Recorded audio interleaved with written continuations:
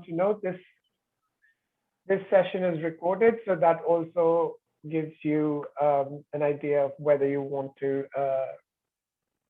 turn on your cameras or not. So without further ado, I'm going to start introducing Puru at a personal level, and then I'll let Puru introduce himself at a professional level. So Puru was amongst my first few employees right out of college. So it was, I think, almost 13 years ago that Puru and I worked together in Reliance over some, life skills training programs. And I couldn't tell you how important that experience was for me as an openly LGBT employee to work under Puru. He made it so he just made me so comfortable. And I was like, that kind of leadership is what we need to talk about. That's what, and so I reached out to him and I was like, we need to talk about your book, Emotional Intelligence, and we need to talk about the skills that you think we need, that today's leaders need in terms of emotional skills.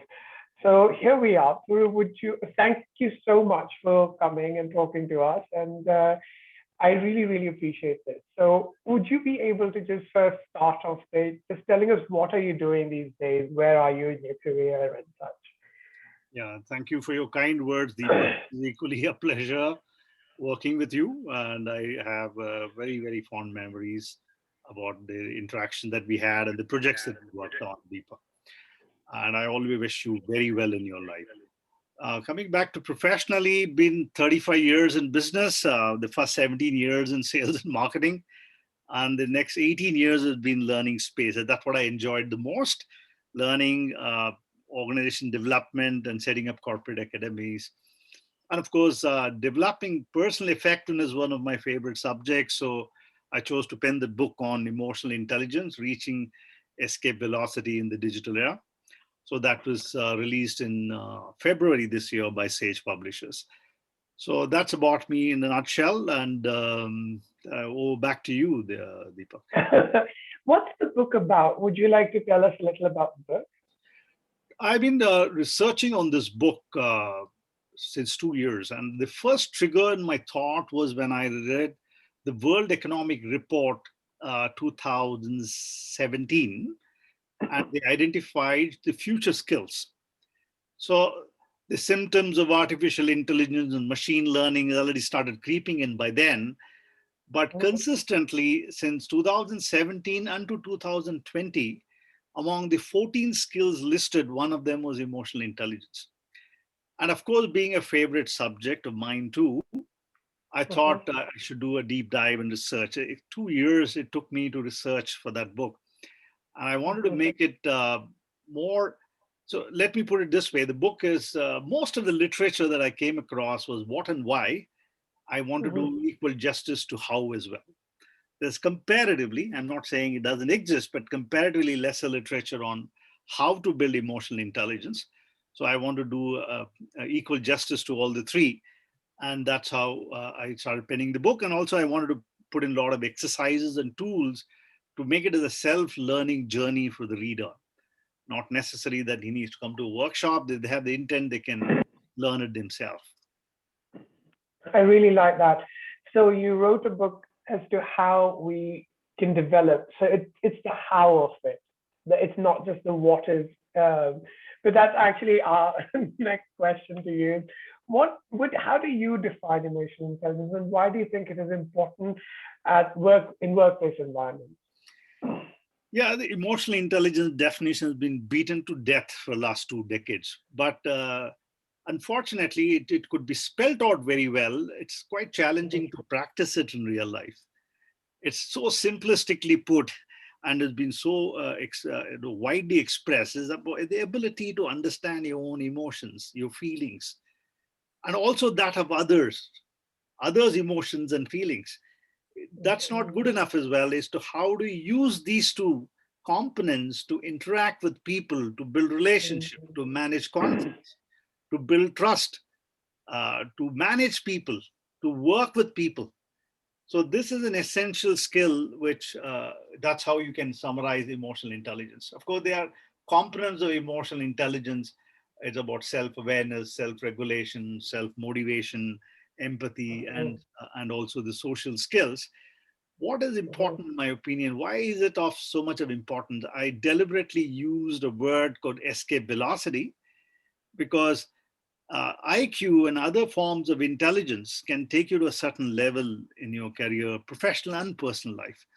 But you want to reach the escape velocity. I want to be different from the ordinary. Extraordinary people in every walk of life, what differentiates them to a significant extent is emotional intelligence. And this has been backed up by extensive research. It's not based on individual biased opinion. It's based on research that it is identified that it's a differentiating factor to a great extent. And you can see that in your own life when you see people interacting. The other component, Deepak, if you allow me, the world is getting more and more complex. There's more and more stress.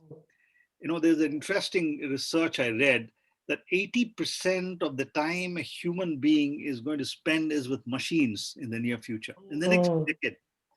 And you can already see that. It's not because of COVID has pushed it to a greater extent, but that was the trend anyway.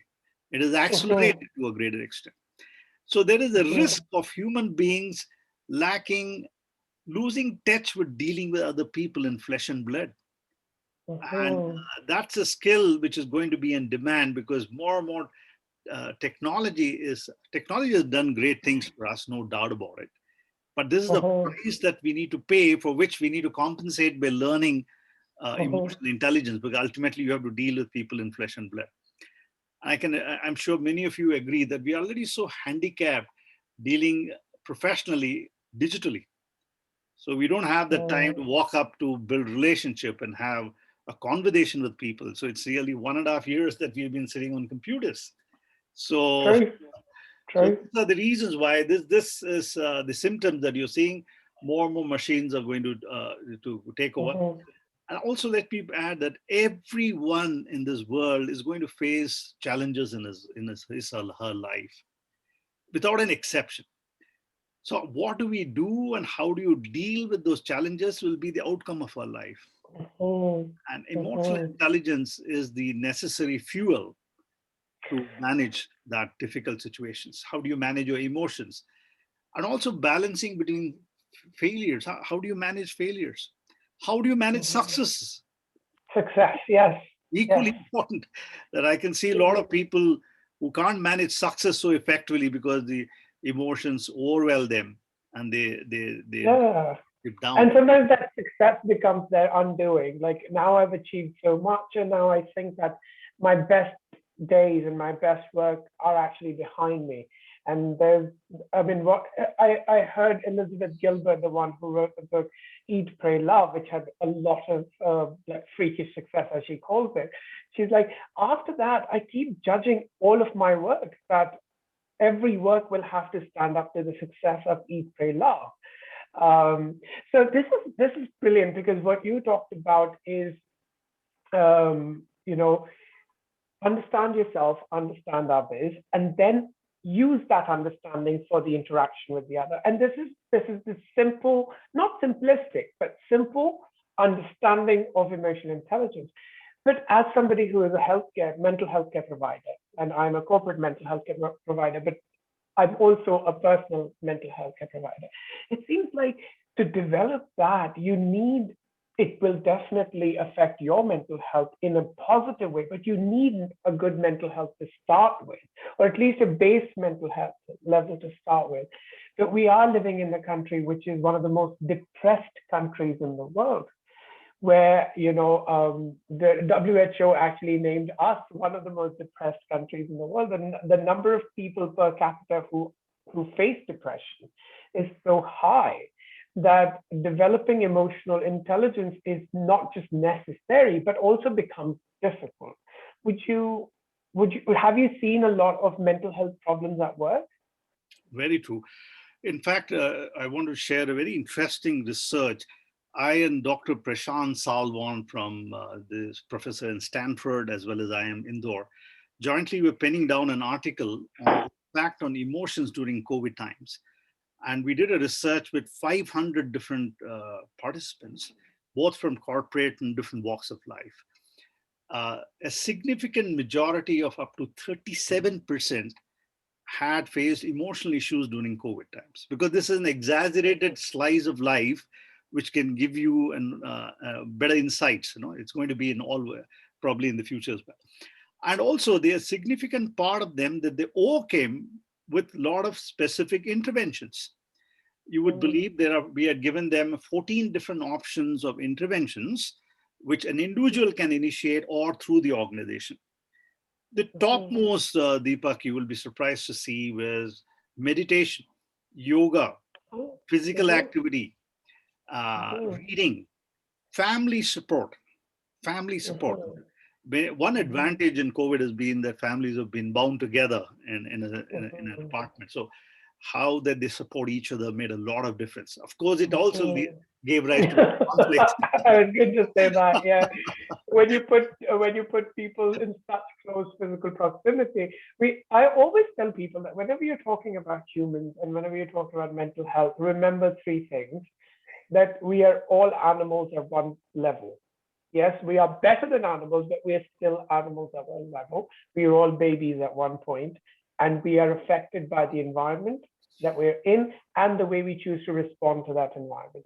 So these three truths about psychology are so self-evident that even to disprove them, you have to assume that they're true. So that's how it's that self-evidently true about psychology that all of us, when we are so pushed together, it will bring out something that is new, something that's more intense of the thing that has existed in the past. So this is very interesting, because I think a lot of corporations and a lot of leadership is also waking up to the task of like, hey, I think we need to provide psychological safety at work. While we cannot take responsibility of mental illnesses, we can take some responsibility for mental health, because these are two different things. For example, having, say, a little cold as opposed to having cancer. These are two different things. The corporation cannot take responsibility for every health aspect of it, even though some people are doing that. But I think the basic hygiene of like, I'm not being shouted at work, I'm being visibilized at work, I'm being treated with humanity and such. So that sort of brings us to the next question, which is, why is diversity, and diversity of not just identities, diversity of capabilities and competencies, because not everyone's going to be equally competent. Not everyone is going to be straight. Not everyone's going to be Savarna. Not everyone's going to be fair-skinned. So all of these diversities, why is it so hard to deal with diversities emotionally? I mean, I have my own conjectures, but I want to hear from you. Yeah. No, it's a very valid question. Simply put, it is not at all difficult, Deepak. It is the human being who made it complicated. It is the social norms which we have built over the past few centuries. We have built in a lot of lenses, and we are complicated. Nature is very inclusive. The whole of nature embraces, there's an interdependency in nature. And man was very much a part of the nature. He has created his own rules. He created his own perceptions, norms. Right or wrong is immaterial, but it has created a lot of lenses of perception. And let me recollect the wonderful say that the man is born free, but found in chains everywhere, right? So we are the one who have built ourselves in chain, Joe Jacques, French philosophers, note that we have tied ourselves in complicated knots and chains by creating social norms. Left alone, naturally, we are inclusive creatures. I can visualize 1,000,000 years back or a few thousand years back, we would have been inclusive, much more inclusive than what we are. We are not building walls between us as much as we have done now. You saying something, Deepak?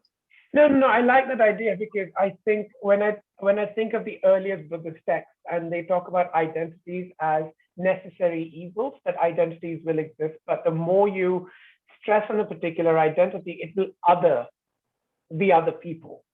Like the stating that your identity is this will definitely other. You're stating that you're not the other, you're this, you're not that.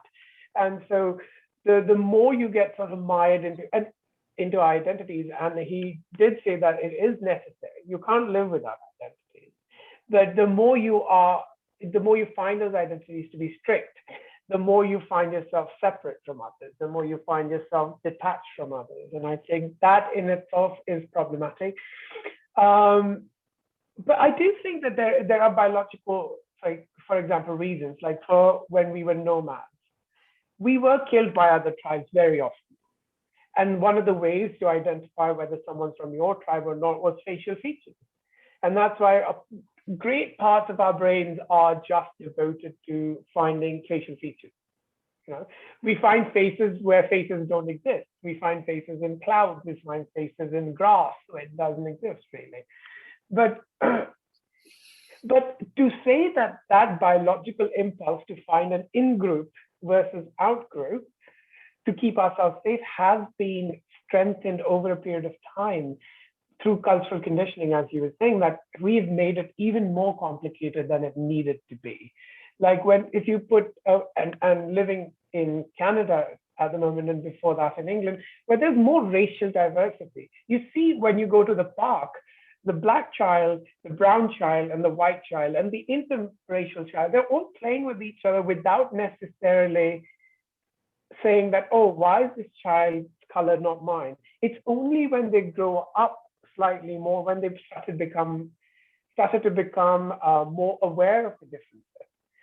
And that sort of brings me to my next question to you, is when we do become aware of these differences, what emotional skills do we need to deal with these differences?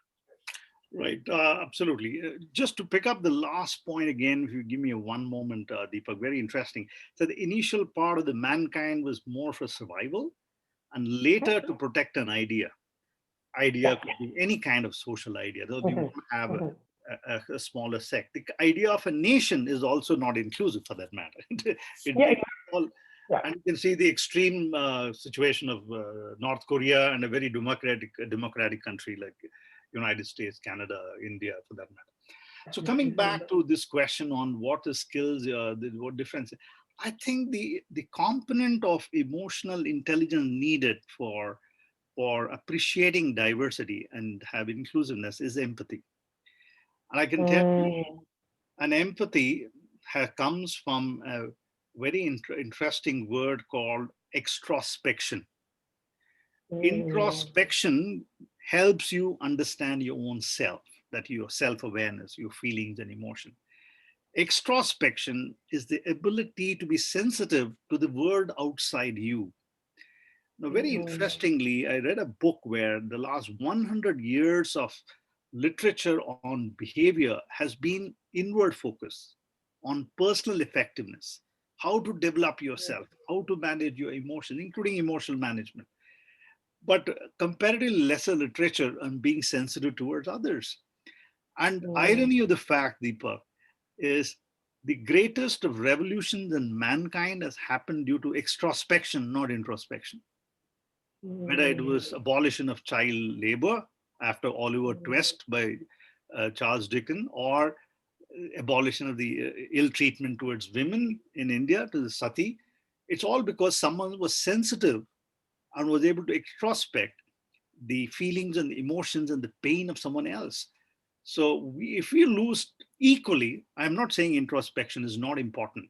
It's equally important to be having an extrospection. See the world and observe what's happening around you. We're so preoccupied with our own self, which is good in a way that you're developing your own self, but you need to be sensitive towards the environment as well. So that's the empathy is derived out of extrospection, being sensitive to the outside world. And that's what generates empathy, and empathy leads to sensitivity in dealing with different kinds of people. That's the message. And this kind of sensitivity, I don't think comes naturally to us. This has to be a choice. This has to be developed. For some people, it comes far more naturally than others. I mean, naturally, it is for a lot of people, of course, not for everyone, but for a lot of people, it's just like, let me look inward, because I feel more comfortable and safe with my in-group. As you said, the whole idea of nationhood is not very inclusive, but it is what keeps me safe.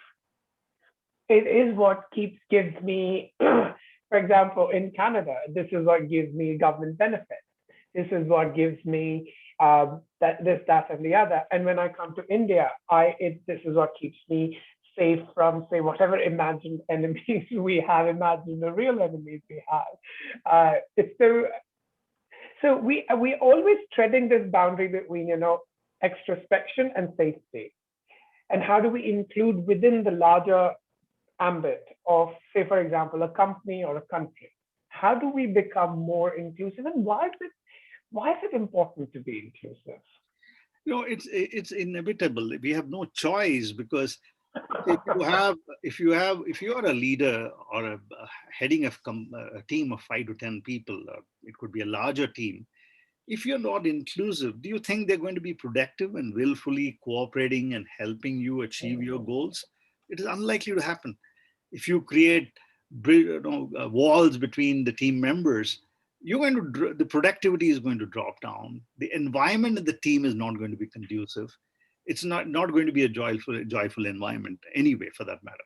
The second part is, I want to just come back to this interesting observation that you made, that, it is education and awareness.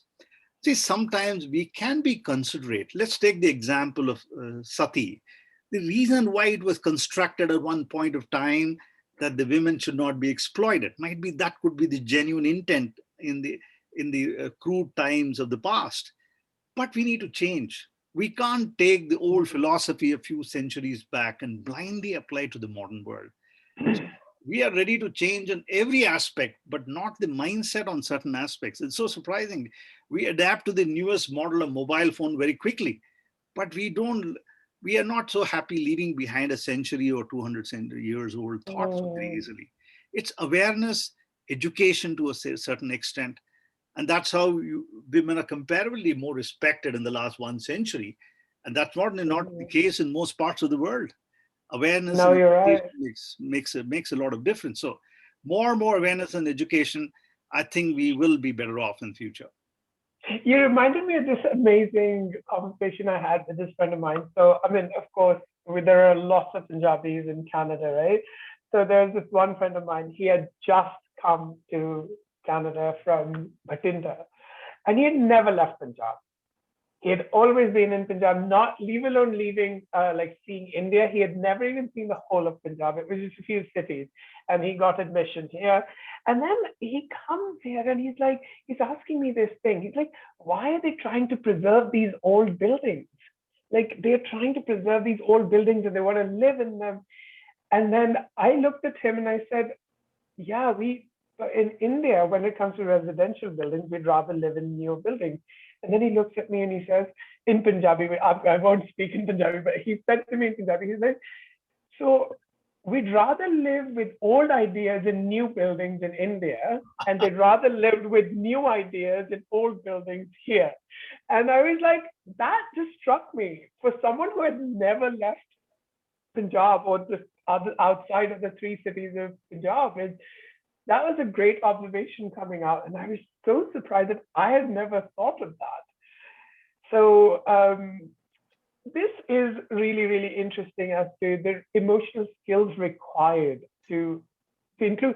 And there have been enough research, Puru, and I'm sure I'll just, if with your permission, I'd like to state a couple of things that I've read about inclusion in terms of how does it affect your bottom line. It says that gender inclusive companies are 17% more likely to have more engagement in the company.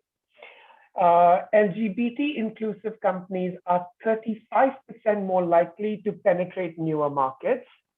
And ethnically diverse companies are 71% more likely to go from anywhere between 5 to 10%, adding 5 to 10% to the bottom line.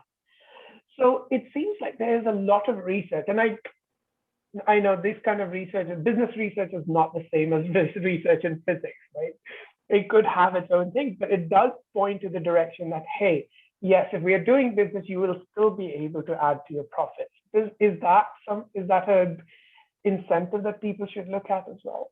Absolutely, absolutely. And that's a part of the awareness in education. So once people get aware of it, just on the last point, see, sometimes it's the older the civilization, Deepak, more the baggages they carry.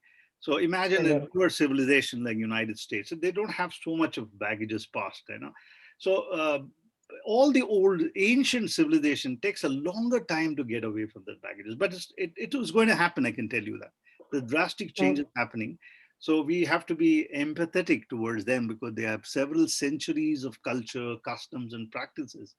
It takes a few generations to overcome that. So it's going to happen. Education awareness is going to be the difference. Now, why inclusiveness is necessary? Now, let me tell about the experience I had with you, Deepak. I saw you a very competent person. Now, if you ignore competence, you're doing injustice to competence, right? And imagine you create an environment of any other criteria other than performance and competence matter. What is the culture and an organization environment you're going to build? It's invariably going to be a challenge. So competence supersedes anything else when you're getting things done, when you're working together for a common purpose, whether it's personal or professional, doesn't make a difference. So competence should supersede everything else. And we need to learn to remove the lenses of biases of perception, and competence should rule the roost. So that's going to be an environment. All organizations and all countries where competence is respected above all other things tend to do better. Absolutely. And since you brought up my example, I wanted all of our audience to also know this, and anyone who will be watching this video later, is for me, I think what was very important is the way you went about diversity and inclusion frameworks around me was that I was never once asked to hide myself. I was never once asked to say, इसके बारे में बात नहीं करते, like let's not talk about this, can we just focus on work? Because everyone else was talking about their personal lives in terms of like, hey, my wife cooked this for me, or hey, my child was there, or hey, my grandson did this. So it wasn't necessarily people talking about their sex life, it was just people talking about their life, right? So that was first thing, that I was never asked to hide. The second thing was I was never defined by it. So I was never held back because of it, and I was never discriminated because of it. I wasn't defined by it, and I wasn't held by it. So I think that was, and this is not just me trying to flatter you or anything. I do think that I have thought about it enough to tease that bit out of it and say that that is what made me feel comfortable, that I wasn't defined by it and I wasn't held back because of my sexuality. Other than that, Deepak, I have one more observation for the rest of the people listening to you. I have one observation on you when you interacted with me. You had tremendous amount of self-worth. I never seen you. In fact, coincidentally, we were working on a program called Self-Esteem during that time. It's a coincidence, but for all the store managers, and we identified that those who misbehave with the subordinates are the one who have lower self-esteem. That was the context on which we were building that program. I found you with high self-esteem. So one of the best way of insulating yourself from any kind of such treatment is to develop your self-esteem. There's nothing wrong if you don't have faith in your own self and your competence and your ability. And those are the people who fall prey who are segregated or were not treated effectively. So it also depends on my piece of suggestion would be that you must have a sense of self-esteem and self-worth. That's the best insulation in the short run before the society gets educated and gets more aware about it. Thank you so much. You made my morning. Yeah. Thank you so much. Okay, so what we're going to do now is we're going to open it up for question and answers. If you have any question and answers, you can just turn on your mic and your camera. If not your camera, just your mic, raise your hand and we can answer your questions. I think Shanawaz, you had raised your hand. Did you want to talk about something? No, it was to upload. Oh, it was to upload, not to ask a question. It was Okay. by mistake I raised hand. Not thanks. No problem. Okay, well, you know what? I'm really I'm going to continue talking to Puru, but if any one of you have any questions, then Hi, Deepak. yes, I would. Oh, hello. Hi, Deepak. This is Fax from Chennai. Hello. Yes. Would you like to ask your question or your comment or anything of that sort? Yeah, I was also one of the persons who have been coordinatedly working with Mr. Puru in Reliance in Chennai. Nice. I had the opportunity to have a lot of admiration towards him as a mentor. In fact, he had a lot of observations and deliberations we had during a course of 1.5 to 2 years associating with him. And I think it was quite a form of change of life. Coming back to this program, I just want to have two things. One is actually, though, Ms. Puru was talking about extroversion and education. I just wanted to understand the current level of education where the people are actually more into memorizing and then just taking it to some test, not knowing much about whatever else happening, like understanding other people or the society. They are more towards the caste benefit system, or talking about individual merits of some political scenario. How do you think that this can transform the next generation towards a better future? So I think if I get the question right, Puru, I think the question's around, are we doing enough to educate and train our employees into empathy, diversity, and inclusion, and being just empathetic towards other, and as you said, interesting. What was the word that you used? Introspection. And Extrospection, yes. so there's I thanks for your kind comments.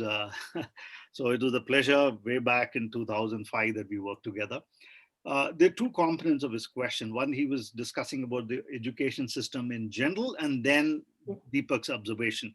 So I think I was very impressed by an author called Startup Nation, who I interacted with him in one of the sessions. He says the next biggest disruption, or the most outdated business model in this world, is education. We are absolutely, apart from the medical science, education is going to make a big change. Otherwise, they will be outdated. We are not producing people who are employable and who have right the skills. So a lot of things ought to change there, and that's the next big thing, in my opinion. In fact, if the education system doesn't take care, professionals like us will take care of it to bridge the gaps. Now, coming back to this inclusion, training on diversity and inclusion, I think is a lot to be desired in that area. Many people do not understand, many of the challenges, social challenges that we are facing, and what is the experience of the victim in many cases. So, I was referring, when Deepak called me the other day, I was referring to his conversation in Satyameva Jayate. It was a learning for me that the pain that some people can go through is so unfortunate. It's so unreasonable that it really touched a chord. Though I knew Deepak so well, I got to know many aspects of his childhood that time. It is so unfortunate that we have to treat people in that fashion. And that's what awareness is all about. That's what education is all about. So if you touch a chord and people, they would realize. It takes some time. They need to break free from the chains, but it will happen. It has happened in many, many social evils. Why not in this? So it's going to happen gradually, but surely. Hello, can I interrupt and say something? Yeah, absolutely, Vasan. Absolutely, Vasan. I'll definitely come back to you in 1 second, because we've got 3 more questions. I've just lined them up. Unless you have a direct response to something that we were saying. It's relevant to what Okay, go ahead. Puru is saying. Okay, ladies and gentlemen, you should know that the UGC, the University Grants Commission, has just issued a ruling a week ago Vasant, you're that cutting out. mandates We couldn't hear you. that every school, college, university in India must have a course in emotional intelligence. UGC has just passed this ruling, and it is tremendous impact because it's not just some guidance under the new education policy. This is a specific directive going to all vice chancellors and all owners, operators of every school and college in India. So in terms of what we're talking about, education and awareness, this is a quantum leap. And I would like everybody to be aware of this. And it's taken a long time. I've been part of the effort to get this done with the UGC. So I'm so happy. I can't tell you. I can't tell you. Thank you so much for letting me know. I had no idea. Thanks, Vasant. And thank you for being part of that. No, that is brilliant. Yeah. So I think, Puru, any change that we're trying to bring about in this area of soft skills, in this area of which is not like hard purchase skills and just purchase and selling and other technical skills, diversity and inclusion, I think, fails at two levels, in India at least, and even abroad that I see. First is the way it's being taught. The way it is being approached is there are people who are bad people, and then there are people who are victims, and now these DNI individuals are the saviors who will have to come in.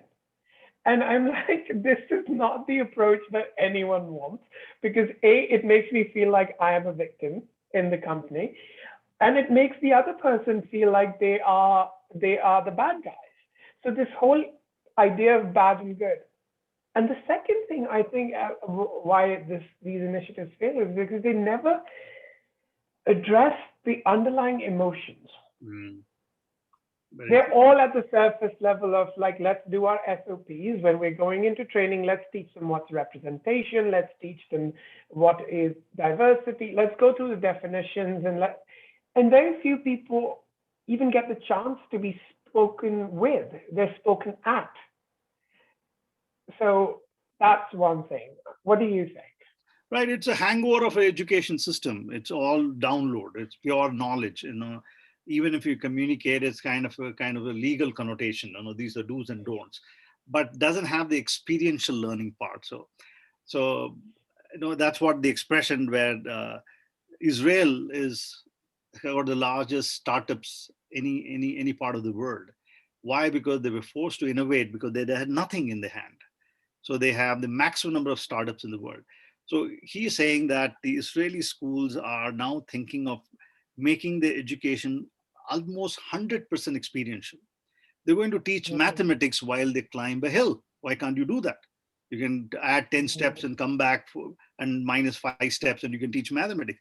So the Greeks were doing it. The Greeks have done it. Absolutely. In the past. Yeah. They've done that in the past. In between, the education system was to produce administrators and clerks. But the fact is that experiential learning, what I mean by experiential learning, it could be many forms, put them together, make them experience, understand each other more deeply, show even audiovisual, workplace projects. So I think those are the methodologies will genuinely strike a chord among the participants for them to realize. So it's just not pure text and knowledge that is going to help. Amazing. Well, we've got David with a comment, and then Prarthana with a comment and a question. So we'll just take those two, and then it'll be time for us to wrap our conversation today. So David says, this relationship between low self-esteem and lack of respect of authority is fascinating. What other effects does self-esteem have in a corporate environment? Yeah, lack of self-esteem will make the person a doormat to a great extent. See, it's a rat race in organizations. So those who raise the war, an unintelligent or insensitive leader is not able to sense the lower frequency of voices among employees in his team. Sometimes the loud ones get the things done and they make their presence felt. So the impact is that you tend to get ignored and because you are not expressive, because we don't have self-confidence and self-worth. I think the onus is on the leader, whether it's your own children or your own team members. So look after everybody, give an opportunity for people to express. If they can't do it independently, call them one-to-one and have a conversation to find out why they're quiet, why they're not able to express themselves. So that comes from empathy. And if you're sensitive towards people, say the best litmus test, in my opinion, Deepak, if you are working with a team, how much they come and confide in you determines how much they trust you. And How much they feel safe around you. Absolutely. And if you create an environment, a non-threatening environment, even people with lesser self-esteem will walk up to you and start expressing a point. You get to know their point of view, which they might not do it in a team or a group. So, and they sense it very far. People sense it. They're not fools. They know how fair and transparent and trustworthy are you. It's our job as leaders to create that trustworthiness that people will come up and start experiencing, expressing themselves. That's how you can give opportunity for people with low self-esteem to flower for them to a great extent. And the other way to also sort of and I'm giving like a mental health perspective and self-esteem as well, is that self-esteem lower self-esteem can manifest itself into many different aspects of your life. Depending on your personality type, you either become a pushover or a doormat, as you said, or you become the oppressor. Because oppressors were oppressed at one point. Like hurt people hurt people. If you've not been able to transform the trauma of your past, integrate it with yourself and self-worth, you're going to traumatize others. Absolutely. You're going to be that oppressive person that no one wants. Like everyone is afraid of, but no one respects. Everyone. I think we would rather feel safe in the fear that people feel of us than the actual love that we might get of them. True. Right? So that's an interesting thing to also remember. And a lot of parents do that to their kids as well. Like when parents are becoming overwhelmingly oppressive, overwhelmingly demanding, that's when you realize that the parent is scared. The parent is definitely loves the child, but is acting not from the place of love, but from a place of fear. And that's interesting to me as a corporate wellness person and as a mental health professional. So Pratmal says, I had a question. How much of our emotional intelligence is based on our upbringing and how much of it is based on our experience, exposure we gain as and when we age? A very interesting question. It's a combination of both. The first foundations of emotional intelligence is laid in your childhood. When, very interestingly, I was listening to an audio just a couple of days back when I was cycling. There was a research when the premature babies in the incubator were put, and in some babies, when they just put the hand and just touch the baby for a while every day for about 5-10 minutes and caress them, their recovery rate was around 39% faster than those children who were deprived of it. So what you receive is what you give. If you have not received the abundance of care and emotions and empathy, it's unlikely you have the reservoir to hand it over to someone else. In fact, scientifically, the mirror neurons, or Dr. Ramachandran calls it as the empathy neurons. They are just like any part of your musculature. If you practice with dumbbells, you get your biceps. If you experience empathy, your mirror neurons get developed, and that gets translated in your behavior with someone else. So it's a significant part is, of course, the upbringing, the family, the parental care and support. They need to be known that they're loved and cared and safe in the initial part of their life. Otherwise, there are implications. The other part is your journey of life. Why do people say that older people are more wise? Because they have they have tripped, they have gone through emotional trauma, and they knew this is the right way to do it, this is the wrong way to do it. Life teaches you, experience it. My only appeal is, let's not the long life be the trainer.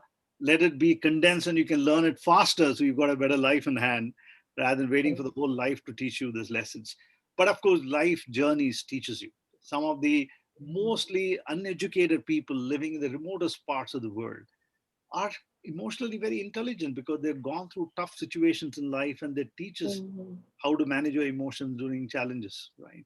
So it's a combination of both. The seeds are laid, and the flowering and the watering and the fertilizer happens during the experiences of life, I guess. And yes, there is a bit of like, there's new research coming out. There's a bit of genetics to play a role in it as well.